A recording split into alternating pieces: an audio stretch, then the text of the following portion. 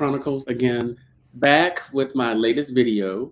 And today our topic is going to be understanding the life experiences of a middle aged Black bisexual man. Of course, as I've said in my past videos, I am 150% gay. But my channel is target audience is middle aged gay and bisexual Black men. So today I do have a guest who is a bisexual man that is going to give, his life experience. And I want to say that what we're going to talk about is his experience. It may not apply to every bisexual person, but I wanted a live bisexual person to go through their experience. And I'm going to let him introduce himself, and then we're just going to dive in about bisexuality today. Okay, take it away. Right. Hey, good morning, everyone. My name is Christopher. I'm from the state of Maryland. I'm 44 years old on it, and hey, I'm bisexual. Okay, very good. Okay, the first thing I want to give, I always like to give some factual information. So I went on WebMD to get a definition of bisexuality, and according to WebMD, bisexuality is the attraction to more than one gender. It's those who identify as bisexual or sexually and romantically attracted to people of a different gender as well as their own gender. So, Chris, what is your personal definition of bisexuality for you? That is who is attracted to both sexes. Okay. Now, can you explain more? Because something that I personally was confused about until several years ago, where I read it, some research on, I think, a medical site or mental health site. I thought that bisexuality meant that you were equally attracted to men and women, that it was like 50-50. But from what I have read on most of the mental health sites and the medical sites, most bisexual people lean more one way than the other. So, is that true for you, or how do you feel about it? I think that is some truth into that on it. That you still are attracted to both, but it's like for me, I'm leaning more towards men than to women. Okay. So, is it like, because from what I read, it's like more 70-30 than it is 50-50. So, is it like 70% men, 30% women, or how would you quantify that? 60, I would say 65, 35. 65-35. Okay, very good. And for my audience, we agree we're not going to talk about anything sexual today, due to Chris's privacy, and I wouldn't do that. And also I wouldn't, I don't know how Facebook feels about that. But are you okay, Chris, saying what attracts you to a man versus a woman, or what type of man or woman you're attracted to?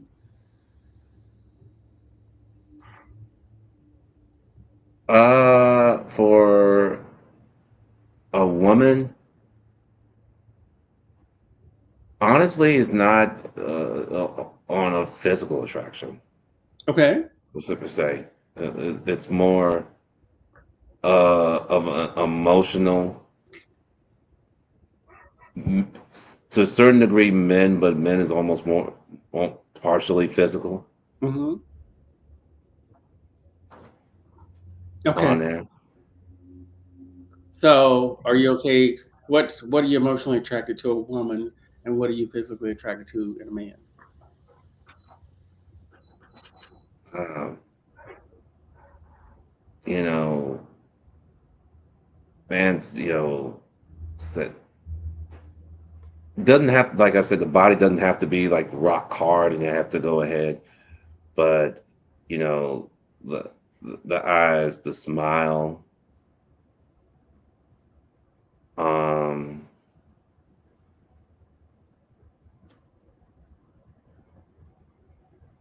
uh, how they carry themselves. Oh, a woman,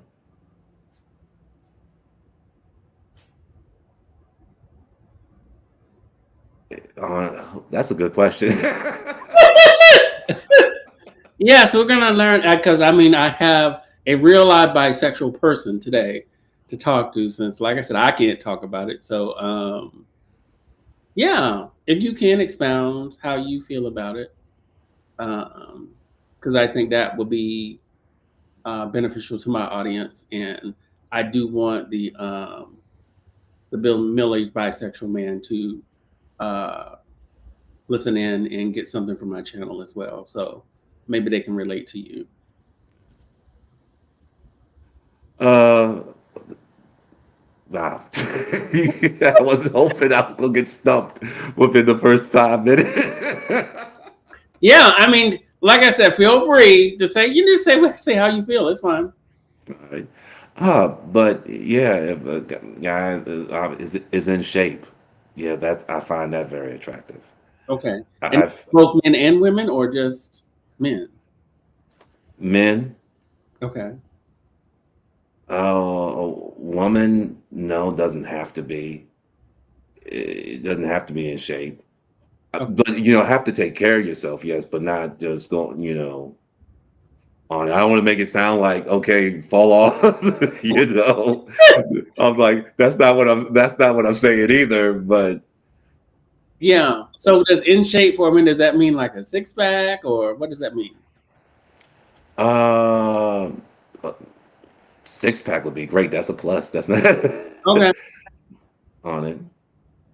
But no, don't. But they don't have to have a six pack. But but basically taking care of themselves. Okay. Very good. Okay. So, um, I think that pretty much covers your own definition of bisexuality and what you're attracted to in men and women.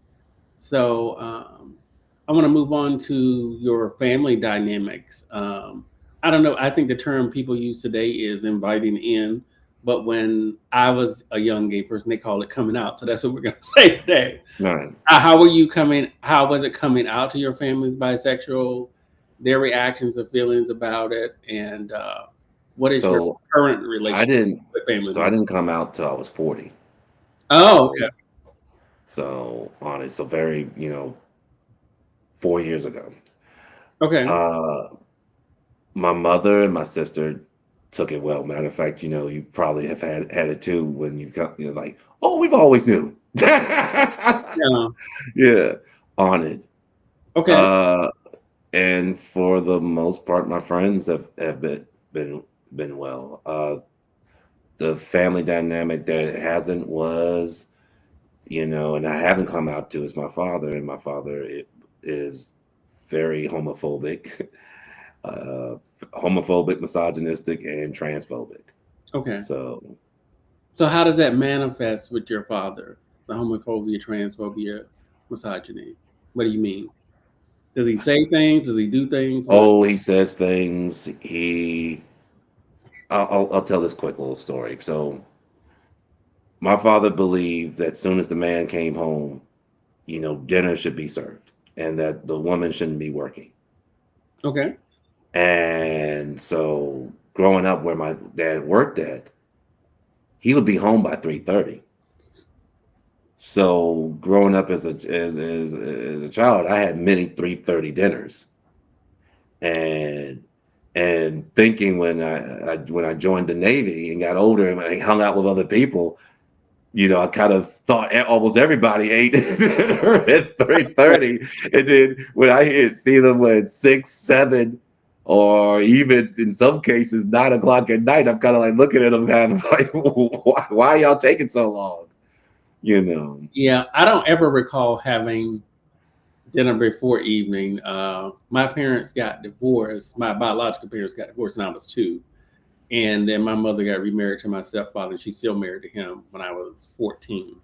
But we never had dinner before like the evening because once she got divorced, she had, she was working. She was working when she was married to my father, but once she got divorced, she had to, it was no choice. She had to work because she had physical custody, and my father had visitation. So, and I think when I was 12, I started really cooking dinner because she oh worked. She didn't get home. She didn't get off work till 5.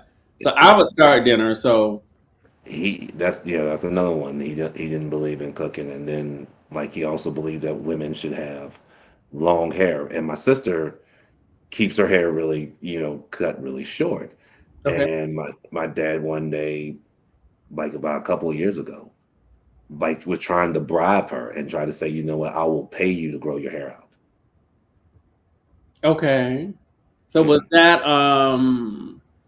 was that religious based? Like a woman's glory is her hair is her crown and glory? Was that religious or just his own personal belief? A combination of both. Okay. When he was growing up, he thought that the worst thing ever happened to him was that his mom worked on it and she wasn't at home. So he didn't, so that was part of it. But I think the other part of it is was his belief system. Okay. Because when my father was growing up, he was told that he was the next best thing to Jesus Christ. Now, you know, and I know that. Okay, all right. Wait a minute. Nobody's, not to a God, but Right. some people it gets in their head and it stays there, and he believes that Okay.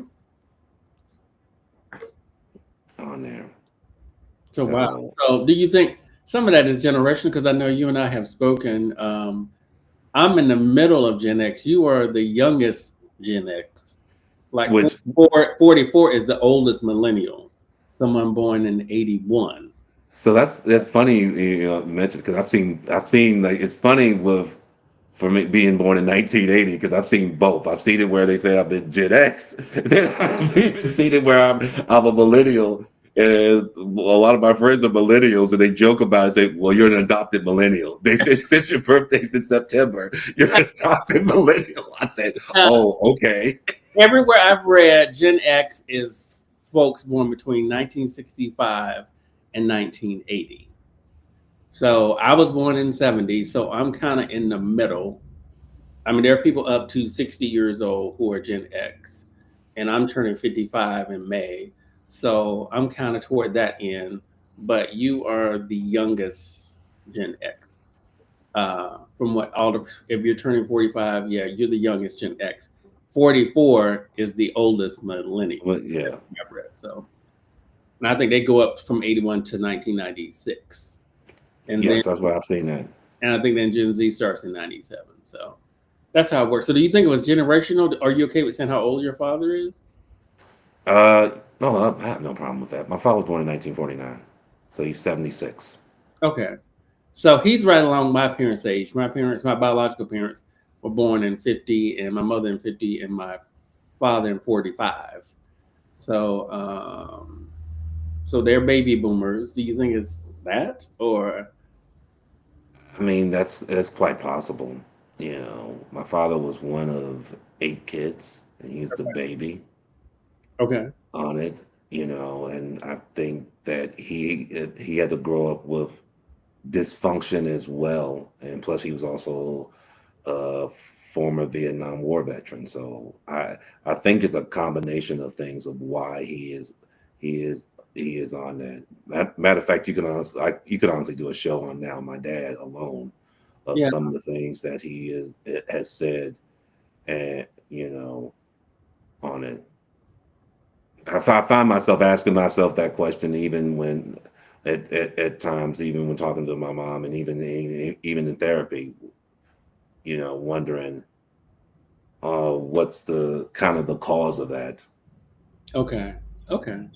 So I'm not sure. I'm sure some of that's generation because some of my parents they hold those beliefs. It's not to that extreme because my mother would not be having that. She's like, as No. much as she had to work too. She's like, Let me add, my parents are divorced. Let me add that part too right now. No, my mom and my father are not together. oh, okay, yeah, because yeah, my mother, like I said, she had to work.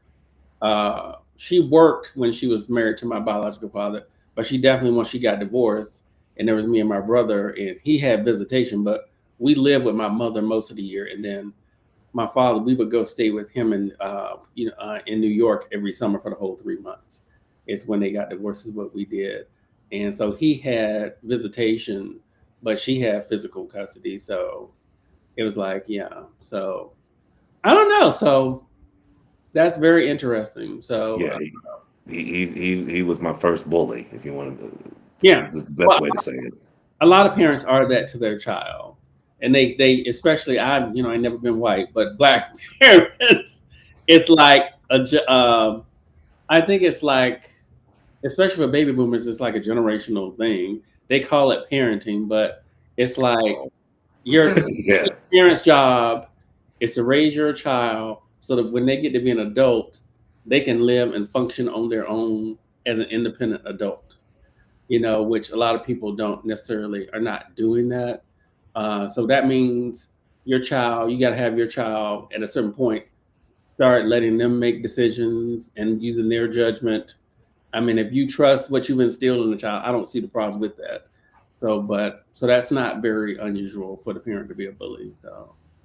So what is your with your mother, your sister, and your father? What's your current relationship with them? my mother and my sister are good on it. Okay. My dad is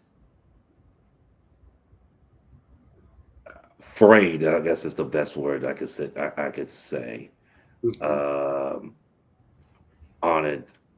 I don't hate my father, so let me add that right off the bat. Which Okay. Yeah. sometimes I wonder why I don't, but I don't hate him, but Hmm.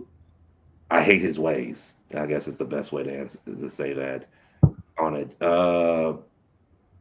Yeah, when we do talk, I try not to talk too much about my personal life. Okay. Uh, if any, I talk probably more so current events and things like that. Okay. And I understand that. Um, I wouldn't say I'm that way with my parents, but I mean, I'm not dating anyone, so there's no personal life to talk about. Yeah, yeah. We Well, just they don't talk about it. We don't talk about it because there's nothing to talk about. So my brother talked. I know he talked with my mother about guys he was in because my brother was also gay. He passed away in 2022, but he was gay and he talked about his relationships and stuff with my mother. But there was never anything really. There was nothing anything long term because I've never been married or I haven't been in a long term relationship. I've dated, but it's just never turned into long term, like years. yeah, likewise. I think the longest relationship I've ever been in was 8. Was it 8? Yeah, 8 months. Oh, okay. Now, were you born and raised in Maryland, or did you? No, I'm originally born and raised in Richmond, Virginia. Oh, okay, okay, very nice. I haven't been to Richmond. I've heard pretty much good things about it because I have a friend she's from a rural county called Louisa County. Yes, I've heard of Louisa. Yeah, and she used to work in Richmond. Her mother still lives in Louisa, so she goes back and forth because her father passed away several years ago, but her mother still lives there. And she's got a brother and sister. They go back there to see her. So that's how I know so much about Richmond and Virginia, just through this friend of mine.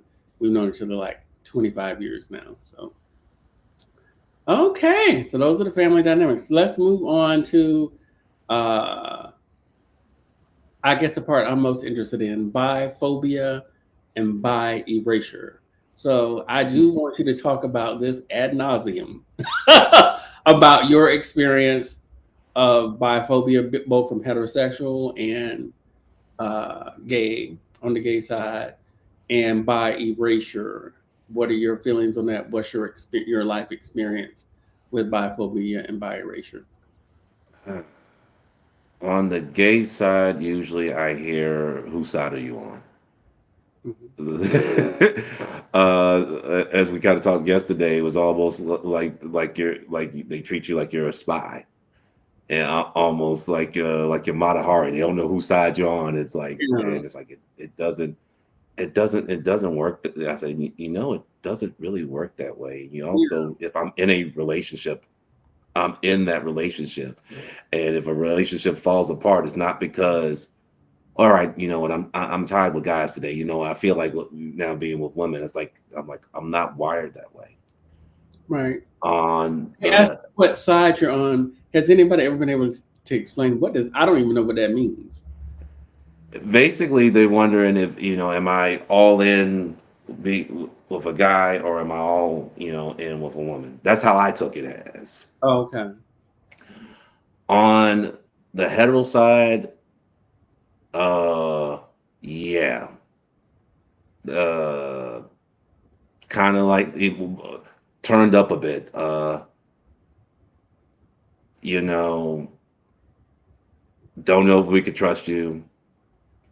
I've Okay. been told that. I think one of the worst things I've ever was told was, you know, people like your black people like yourself who are part of the LGBT community make black people look like a fucking joke. Excuse my language when I say that.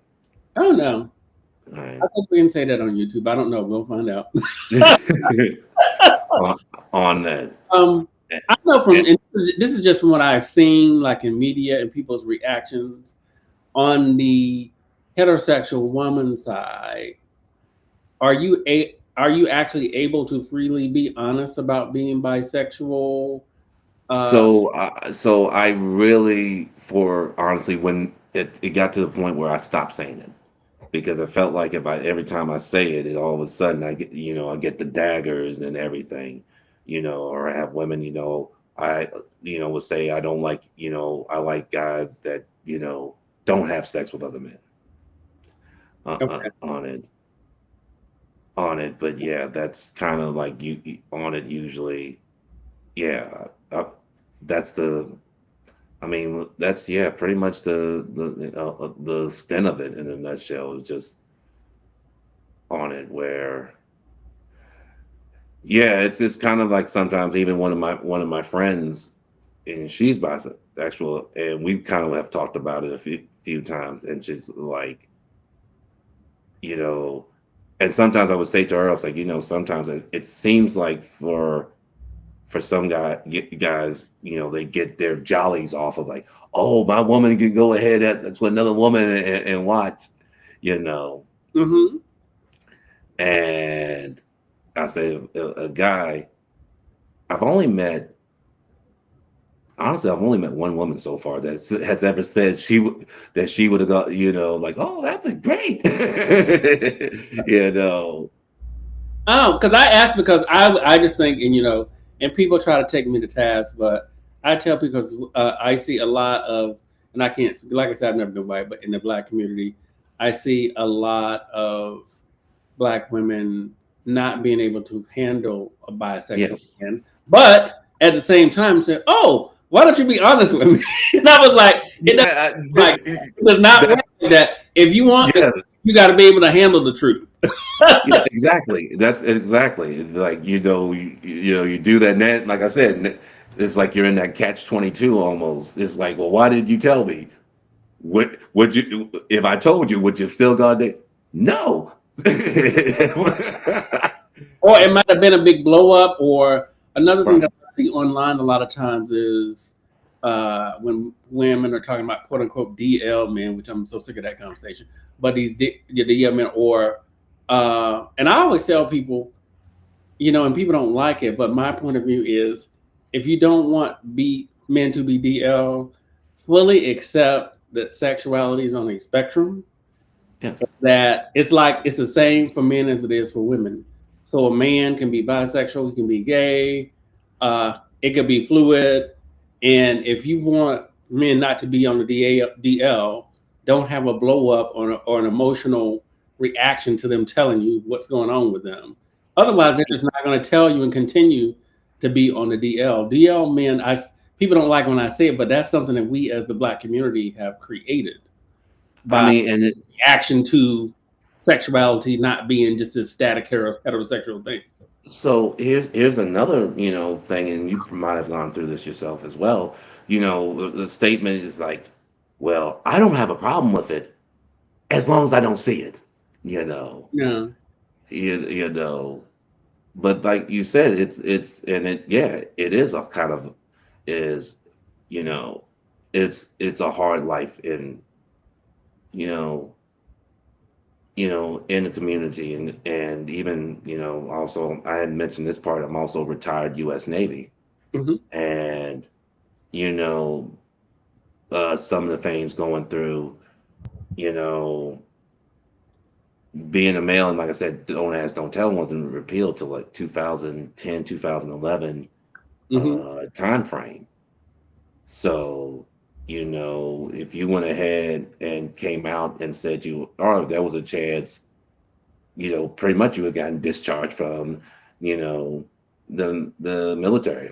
I even known somebody who basically that's what he did because he didn't want to be in the military no more, and he actually went up there and said he was gay, and he was like, "Well, what else did you do?" He said, "Yeah, I told him the times of every gay club open and closed in Honolulu," and that's Back in the day, I heard people say that that was a way for them to get out of the yeah, military, or just have them put you out. So, do you ever well, experience like the other thing that I see people do, and the women want to deny that is homophobia, but if they see a man if a man tells them freely that he's bisexual, or if they found out he's quote unquote DL or whatever the case is, they immediately jump to, oh, well, I don't want him putting my health at risk.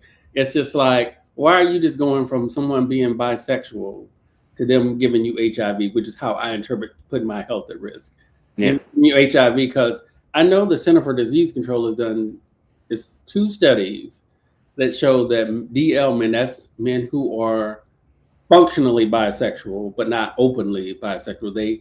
They have relationships with men and women at the same time. Those men practice safer sex more than openly gay men do. They use condoms more than openly gay men because I tell people just because a man is bisexual or on the quote unquote DL, if he is closeted, that doesn't mean he's not practicing safer sex like everybody else or that he's being reckless. It just means he is attracted to both men and women, so he has relationships with both men and women. What's your thoughts on that? I pretty much agree on that, but I also but I've heard that too, where the first thing they think of, oh my God, you must have AIDS, you must have, or not just AIDS, but any type of sexually transmitted disease. It's like that's not, and it's almost like, well, if you really believe it, how about you have them get tested? If Right, you know, right, and I it's mean, you don't think that a heterosexual man with a woman can give you an STD or HIV. It's just like so I've never. oh, being in the Navy, I met plenty of guys who've had given, you know, have given their wives, sadly, STDs. Okay. I have talked with offline with somebody reached out on from one of my channel videos. He was a DL bisexual man. He's not like you. He was a closeted bisexual man, and he was married. Uh, and but he had relationships with a couple of guys, is what he told me while he was with his wife. But he did freely tell me without me prompting him, which backs up the CDC study. He said, "Oh no," he said, I always use condoms to protect my wife." And then he also said he would go get tested on his own to make sure he didn't have an STD. And he just volunteered that with me. I didn't ask him that, but that kind of backs up what the CDC says because I tell people all the time, if a man is on the DL, he knows it. He's not. He knows what's going on. It's not like they don't know that they're having sex with both men and women or having relationships with both men and women. And if you're openly bisexual, you definitely know that the person is having relationships with both men and women. So, do you consider yourself openly bisexual? Yes, Okay, very good. Okay, just want to clear that up. yes. If anyone thought you were DL, I have gotten men who were DL closeted bisexual men contact me, but you are not that. You're openly bisexual, and as long as all parties can handle the truth, you will tell them that you're bisexual. I just want to make that clear. So, uh, so what about? I guess that covers the biphobia. What about bi-erasure? Do you find bi-erasure like there are no bisexual people, or bisexuality doesn't exist, or it's not really a thing. Because I know on the gay side of things, I would hear people say, "Oh, well, I don't believe that's real. Bisexual is not real. They're just really gay. They don't want to just say it, you know." And how do you feel about that? What's your thoughts? I felt a little bit of it where on that the normal is, it's a phase. You'll snap out of it. Uh, Outside of that, I've never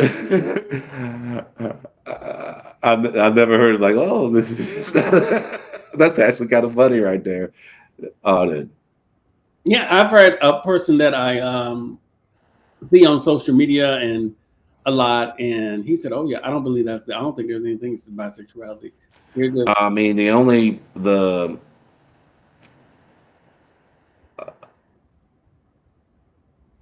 I've heard, I've seen, basically somebody put that, uh who put that in your head. I could have mentioned that earlier. That's the thing that, not just even bi, but being gay or lesbian or trans. Somebody, the old gay agenda. They done, they tied all of us up one day and they hypnotized us, on it. I'm like, I was like, that's none of that is real. We're born this way. We're not, right, on it. Well, that doesn't. It's like, okay, then by your logic, I was like, who put it in your head to be straight? Like, right." I mean, if you're gonna play that game, I can play the same thing. No, I was like, So I know my own experience as a gay person, since I can remember, even before I understood what gay was, I was gay. Like as a child, I had crushes on little boys when I was 5. hmm, Have you always felt on the inside bisexual, being attracted to both genders? yes. Okay. But I mean, I remember, as a child, saying men were pretty just as easily as I would say women were pretty, or beautiful. Okay. Oh, And I remember getting corrected immediately. Chris, men are not not beautiful. You know, they're yeah. not, they're not pretty. You know, Okay. I wanted to ask that because I've never been in close proximity to a bisexual person to ask that question.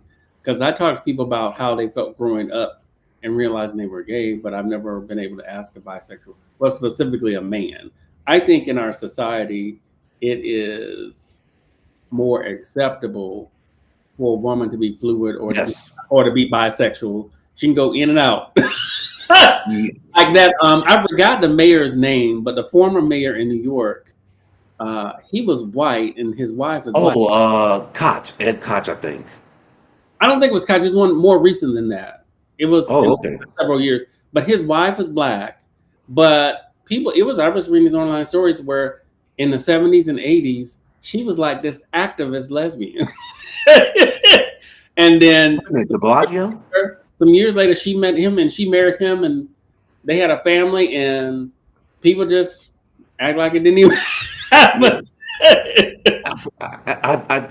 I think on that is that people have, the image of a woman where they say the term the weaker sex, and that's what, on it, and they have this preconceived notion, which, I'll add another quick thing about what my dad would do. My dad didn't believe that any man should ever have earrings. They shouldn't have fingernail on it. I mean, my dad used to openly say all the time, only yes. uh, Oh, the only only fruit wear earrings. No real man Yeah, wears earrings. yeah. I just find that's just so restrictive. I always tell people I don't think about mask or film. I just kind of do what I Mm, want to do. yeah, I think also too, the older you get, I feel like that now, and I've heard this too. When you finally reach past 40, your care level on certain things is not as high as it used to be. Oh, Yeah. I am at the 95% don't give a damn age. At 54, going on 55, I just don't care. So, do you feel in because I've heard this too in the LGBTQ community? Do you feel erased as a bisexual person? Like the LGBTQ community doesn't address the needs or talk about bisexuality or advocate for bisexuality enough? I don't. At times, I feel like yes, that it doesn't get talked about a lot on it. You know, it's like you obviously you hear about lesbian, and also, granted, I think each part of the community should go ahead and get and deserve to be have talked as well. But bisexual, yes, does not seem like at times it's almost like the forgotten is like the distant cousin, you know, Okay, of the group. I've heard that, so I just wanted to get your thought about that. So, very good. Okay, so I would want to move on to the last topic. I guess which a lot of people like to talk about. It's about dating, navigating dating and relationships, as specifically as a middle-aged bisexual man at 44, going on 45. Uh, do you want marriage? Do you want a long-term relationship? How is dating? How is meeting people? The whole 9 yards. So whatever Ah, you talk about. dating has been it's been rough at times. There's no easy way. There's no easy way. It's rough. And Is it just the dating? Because I mean, the dating in general is crazy, or is it yes, specifically hard because of being a bisexual man at a middle-aged stage of life? yeah, it's hard. And then like one of the funny things is I'm in this interesting dynamic where I've been on dating websites and Mhm. I either get guys who are older than me, about 10 or 15 years older than me, and then I get guys that are, in some cases 20 years younger than me. And I kind of be like doing double takes, like, wait a minute, and I look at the age, like, and now I'm thinking like, damn, I'm old enough to be your father. Like, wait a second, really? I'm like, I Yeah, was like, yeah, I was like, I could date somebody, or at least somebody in their 30s, and I'm like, okay, that on it, but it was like in their early 20s. I'm like, um, yeah, I mean, I experienced the same thing as a gay man at middle age. I always set out to date someone close to my age, but it usually doesn't work out that way. I find myself either dealing with someone significantly younger or significantly older. So I don't know. So that's the most precarious thing I find about dating at middle age. It's like, what direction do you go in? yeah, I yeah. find that in social spaces, because I'm in a lot of social things. I belong to a couple of hiking groups. I belong to a meetup group for introverted people, and we go out and do social stuff like we're doing a thing in the spades tournament. We do things like shooting pool and going out to dinner, all different types of social things. I find in the socializing that I do, most of the people are younger than me. So uh, It's that's just kind of how it is. And so I understand. so I mean, it's like I remember I met this one guy, and he gave off like really possessive vibes, Hmm. and and I'm like, and I'm just saying like, and I'm the type of person sometimes if I end up, I'll be like in my head already made up like, yeah, this is the last time we are ever going to go ahead and never meet in person. But I'm sitting there still being cordial and and respectful and like on it. But it was something one time we were talking about, and he was saying, you could sexually, I'll make it like it's like you could hurt me. And then I said, well, you could hurt me. and he just like, wouldn't you have, I wouldn't hurt you. If you ever seen the movie I Robot, that's the scene that made me think of when the robot hit. I would not murder. And I'm like, I was talking, about sexually on it, and he's like, oh, oh, oh, sorry. And then I said, red flag number two Yeah, on it. your management. Oh yeah, air management. Yes, it was like on it, and I guess the other thing I've also found too is like I remember one guy I was talking to, and I would say, hey, my work schedule, and uh, I'm off on Sundays and Mondays. All right, our date day is Sunday. Wait, what? I said, I just started talking to you 5 minutes ago. What do you mean we already date Yeah, day is already like, wait a minute, let's right. you I don't know. It's and I think this is across the board, even with heterosexual people. I think in today's world, a lot of times people don't want to take the time to get to know no. each other. And I'm not a rush into something either. I'm not. N- I'm not a slow drag, but it's like um, we're gonna take the time to get to know each other to see yes. if we have the same values, we want the same kind of relationship, if our personalities mesh well together. We're gonna have to take time to do that. Mm. So Yeah, I mean that's yeah, it's funny about relationships excuse me in the U.S. and when I'll tell this a little quick on it. As I mentioned a little bit earlier, I said therapy. I do talk to a therapist on it, and one therapist I was talking to, she's from Greece.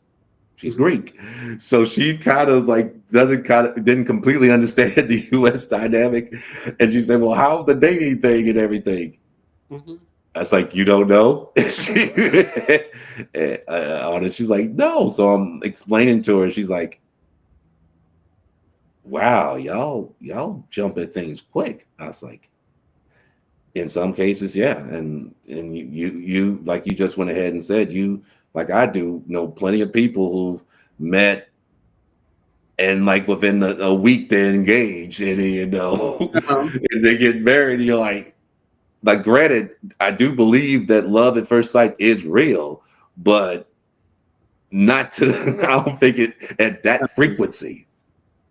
yeah, I don't know because it's just like, especially at this age, I'm not rushing into anything because, Well, like for me, I don't necessarily at this age, turning 55. I don't. Marriage is not really a life goal. I'm not against it, and if I met a guy and I thought that was right, I would get married. But it's not a goal. When I meet a guy, my end goal is not to get married. So I just want to date and try to find a committed long term relationship. If it turns into marriage down the road, that's fine, but it doesn't have to. We can live in separate spaces, definitely. yeah, So it just depends, but it's like, I don't know. it's I think I actually you know what I didn't really answer the other question. Yes, I would like to be in a long term relationship, but I think society and there's also for people in general they put the stigma that you have to be you know in a relationship. They look at you like, well, you're not married, you're not this, you're not that, and you know it's almost like it puts the try like they sometimes put pressure on you to get into a relationship. It Mhm. almost like bragging rights, like, yeah, I was, and I'm like, relationships are hard. Relationships in a way is a job. Now, granted, it can be a lot of enjoyment in it, but it can all. But I also think if you rush it and try to put the round peg in square hole, then you could have all types of problems Yeah, on it. I think so. Do you find it easier to meet and date a man or easier to meet and date a woman?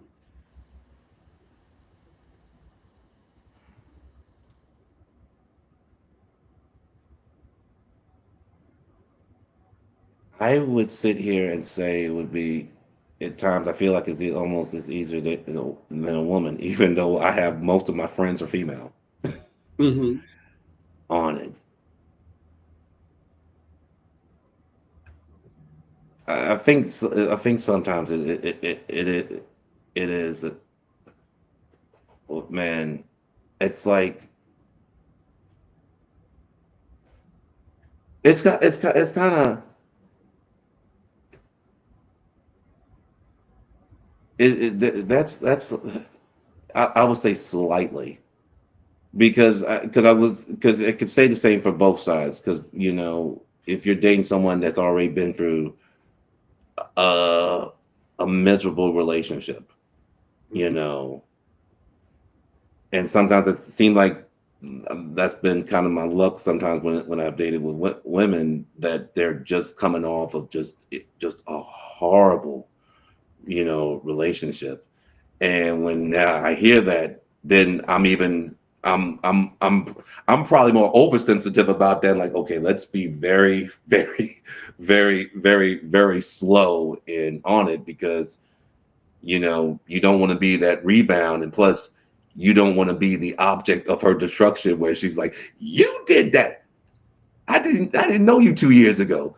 Doesn't matter. You're gonna get you know on it. I Okay. guess, yeah, I guess I would sit there seeing like I guess I would say slightly with a man. So it's somewhat easier to find and date a man, is what you're saying? Yes. Okay. I just wanted to ask that question. I'm sure that's something that people would be interested in for a bisexual person. Do you want marriage and children?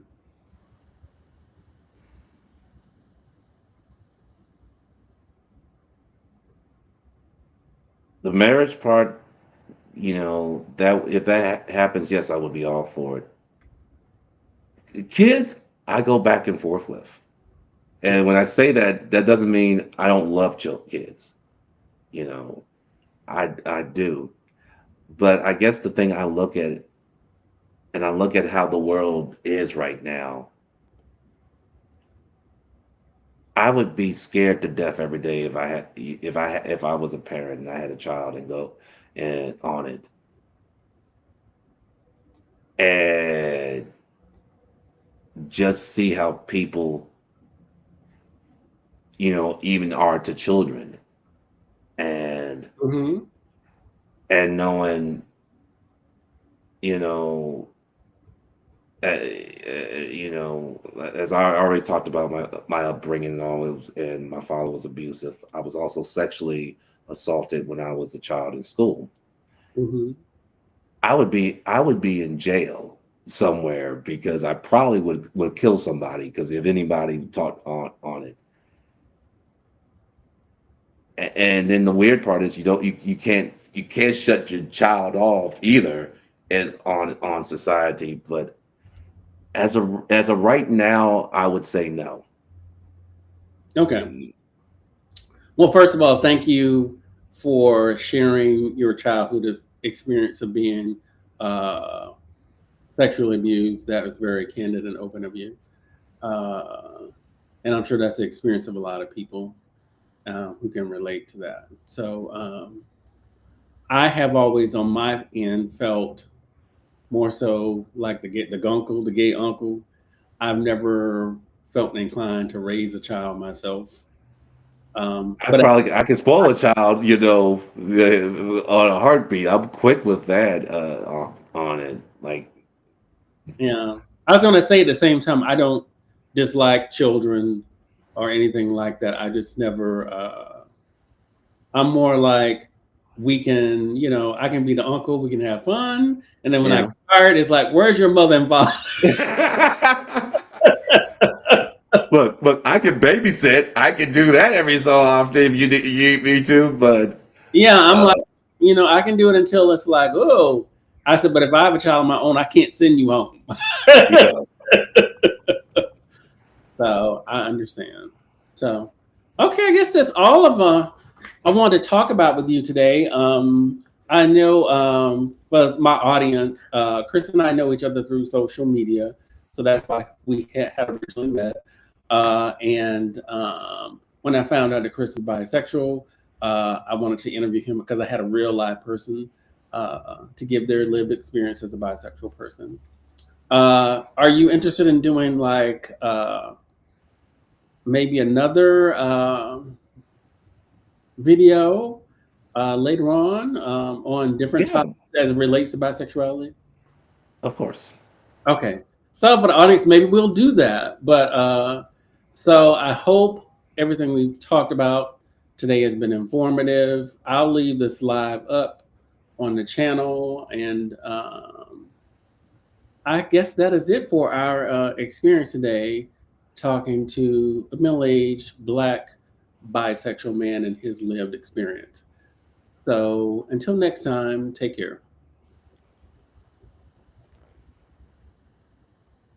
Okay, so the video stopped. The live has stopped. Okay. I did notice, which